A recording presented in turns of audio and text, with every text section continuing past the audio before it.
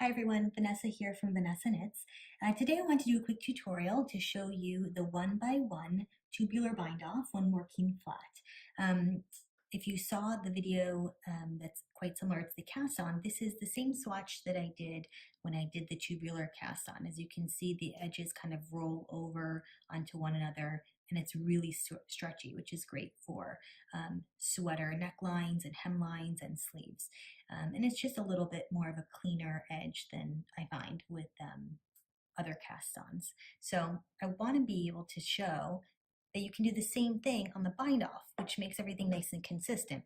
So this 1x1 tubular bind off is actually a form of a sewn bind off. So you're actually not going to use a second knitting needle. You're going to use a regular large-eyed or blunt sewing needle to do this. So first thing you're going to want to do is cut your yarn about 3 to 4 times the length of your swatch. So this is just a small swatch, but say this is enough. You don't want it too long because it's going to get in your way. You're going to have to pull it all the way through each stitch, but you also don't want to have it be too short because then you're going to need to be adding new yarn. It's going to be a little bit sloppy. So this process has 5 steps. Yes, it's long, but it's worth it, I promise. You're going to get that tail of yarn, pull it through your large eye needle, and we'll go through the first step. So I like to think of it as knit off, purl second, purl off, in between knitwise. That is what I repeat in my head, and you're going to see why when I go through this process. So your first stitch, you're going to go in knitwise and pull the stitch off.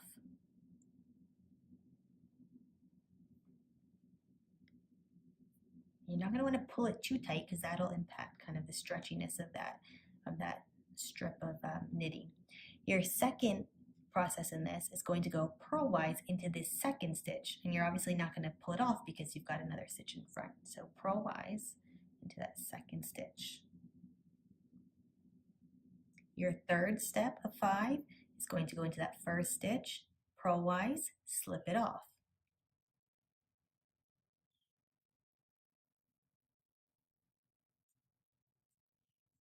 Your fourth is going to be kind of a wonky one, but you'll see when I do it slowly. You're going to go in between this first and second stitch, kind of in this space right here. It's not in either of these stitches, it's in between kind of that chain. I'm going to go through. And your fifth is going to go knitwise into this second stitch. So those 5 steps have now bound off 2 stitches, and that's kind of one repeat. Everything is done in 5 stitch processes, if that makes any sense. So let's do it again. The first stitch on your needle now goes off knitwise.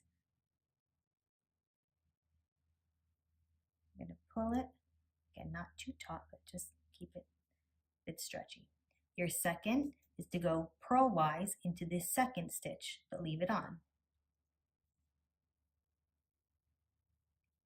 Your third step is to go purlwise into this first stitch and pull it off.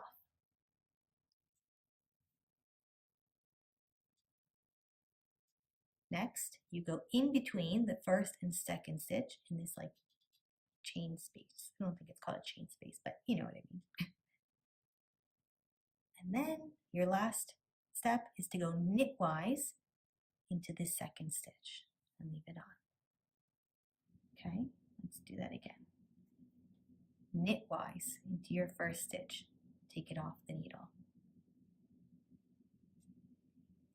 Purlwise into your second stitch, leave it on the needle. Purlwise into this first stitch, take it off the needle.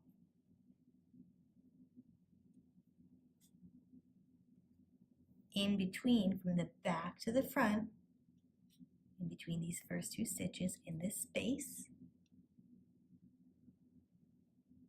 and knitwise into the second.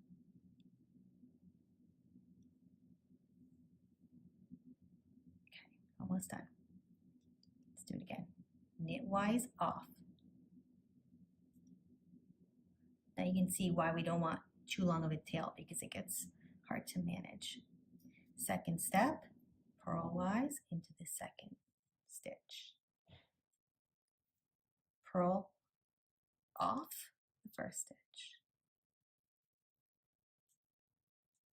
in between, back to front, first and the second stitch, knitwise here. Okay, so when you have 2 stitches left, what I do is knitwise off, and obviously you can't go purlwise into this second stitch because there isn't one. I just go purlwise into this last stitch, and then you can weave in your ends. And as you can see, the same type of curling over, the seamlessness, perfectly matches the tubular cast on and the tubular bind off. I hope this helps. Have a good day.